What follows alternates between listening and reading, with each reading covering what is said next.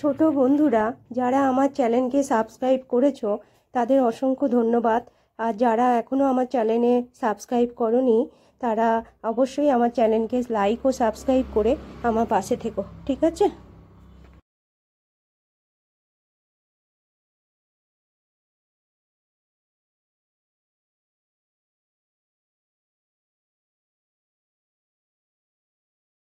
ফাইভের পরিবেশ ও বিজ্ঞান বইয়ের মনে থাকে বা পরিবেশ ও বনভূমি এই চ্যাপ্টারের যে পড়াগুলো মেন আছে, দেখো কি বলছে। বনে থাকে হাতি, বনে বাঘ থাকে, মাঝে মাঝে বেরিয়ে আসে, আমাদের ঘর বাড়ি ক্ষেত নষ্ট করে দেয় হাতিরা, তাই তো।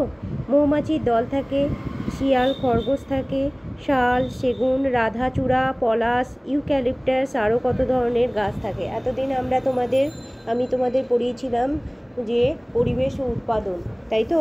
এবার আজকে পড়াচ্ছি পরিবেশ ও বনভূমি। তা তোমরা বনভূমিতে গেলেই এগুলো দেখতে পাবে। মৌমাছির চাক দেখতে পাবে, খরগোশ, শিয়াল, শাল, সেগুন, রাধাচূড়া, পলাশ, ইউক্যালিপটাস, তাই তো। এই কত ধরনের গাছ দেখতে পাবে, তাই তো। আচ্ছা, কোথাও বাঘ দেখতে পাবে, কোথাও পাইন গাছের সারি দেখতে পাবে, ওক, ফার, বাজ, রোডোডেনড্রন গাছ, ফান, আরও কত রকমের ঝোপঝাপ, প্রজাপতি, ঝর্ণা। তাহলে আমাদের কি বুঝতে পারছি যে মৌমাছির দল দেখা যাবে, শিয়াল, খরগোশ, শাল, সেগুন, রাধাচূড়া, পলাশ, ইউক্যালিপটাস, ঠিক আছে। পাইন গাছ দেখা যায়, তার অনেক সারি দেখা যায়, ওক, ফার, বাজ, রোডোডেনড্রন, ফান, নানা রকমের ঝোপঝাড়, প্রজাপতি, ঝর্ণা, চিতাবাঘ, কালো ভাল্লুক, লাল পান্ডা, এগুলো সব আমরা বনভূমিতে গেলে দেখতে পাবো। দেখো মাঝে মাঝে বাড়ি ঘরে হানা দেয়, তাই তো। বাঘের তো আছেই, সেগুলো হানা দেয়, এগুলো তোমরা শুনেছো খবরে। আর থাকে সাপেরা, তাই তো। বুনো শুয়োর থাকে, বাঁদর, হরিণ, মেছো বেড়াল, ভোঁদর, সুন্দরী গরান, হেতাল গাছের সারি দেখতে পাওয়া যায়। কুমির এবং কামটেরও ভয় আছে। নদী যেখানেই থাকবে, এগুলো আমরা সব সুন্দরবনের কথা পড়ছি, হ্যাঁ ঠিক আছে। এগুলো নদী, কামট, সুন্দরী, এগুলো তো সাধারণত সুন্দরবনেই দেখা যায়। আর সেই রকমভাবে কিছু নেই। বলছে কী কী প্রাণী দেখা যায়, তারপরে হচ্ছে কী কী গাছ দেখা যায়, এই নিয়ে এখানে আলোচনা করেছে।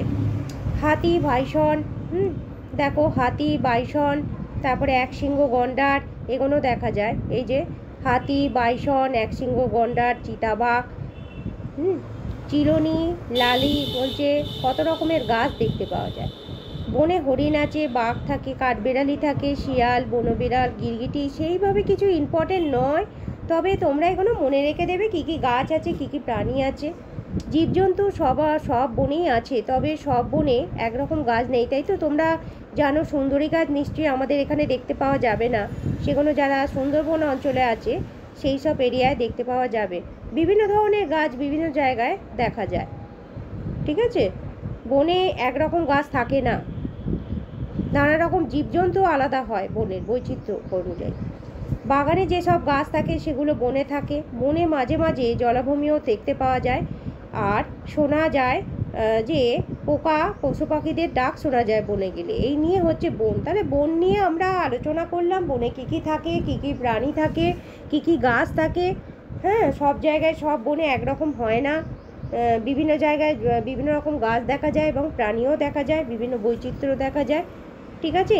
এইটা নিয়ে আমি তোমাদের আলোচনা করলাম। এটা হলো তোমাদের ওই 120-21 পাতা, ঠিক আছে। এবার পরেরটায় চলে যাচ্ছি। দেখো বনে কী কী, বন থেকে আমরা কী কী পাই, সেইভাবে কিছু নয় ইম্পর্টেন্ট, খুবই সোজা এগোনো, তবু আমি পড়িয়ে দিচ্ছি।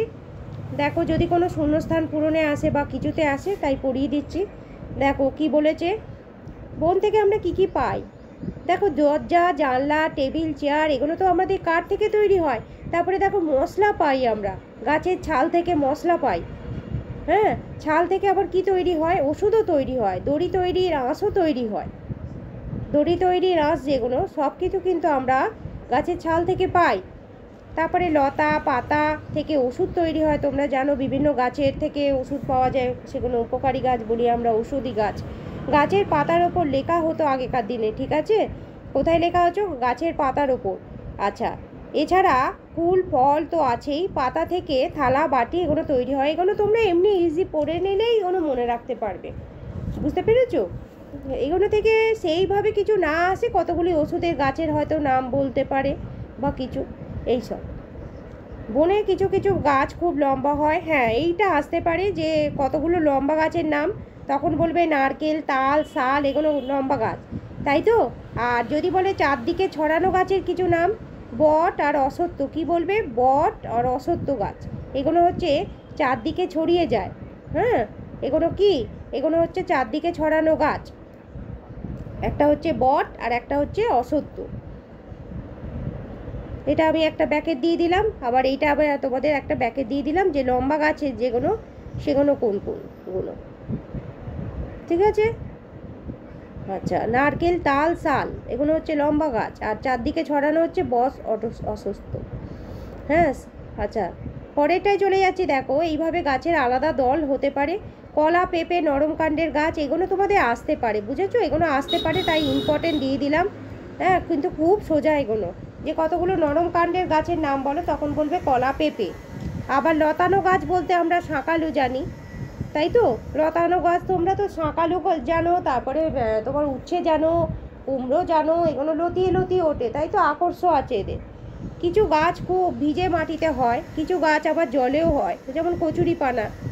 কিছু গাছ আবার ভিজে মাটিতে হয়, কারো পাতা ঝরে যায়, আবার কারো পাতা সবসময় সবুজ থাকে। গাছের বিভিন্ন রকম ভাগগুলো হলো, তাহলে এখান থেকে আমরা কি কি পেলাম, যে কতগুলো তোমার গাছের নাম পেলাম, ঠিক আছে। ছড়ানো গাছ বট, অশ্বত্থ বলবে। লম্বা গাছ বলতে যেগুলো নারকেল, তারপরে হচ্ছে তোমার শাল, হ্যাঁ এগুলো হচ্ছে লম্বা গাছের সারি, ঠিক আছে। আর তাল, আর যদি বলে নরম গাছের কাণ্ডের গাছ, তখন বলবে কলা, পেঁপে। লতানো গাছ বলতে শাঁকালু, এইগুলো। তাহলে আমি তোমাদের আজকে এই অবধি পড়ে শোনালাম, পরের দিন আবার তাহলে আমি যেগুলো আছে সেই নিয়ে আলোচনা করব, যে অধ্যায়গুলো আছে। হ্যাঁ, ঠিক আছে। তোমরা সবাই ভালো থেকো, সুস্থ থেকো, ঠিক আছে। আজকে আমি আপাতত এই মতো শেষ করছি, ঠিক আছে।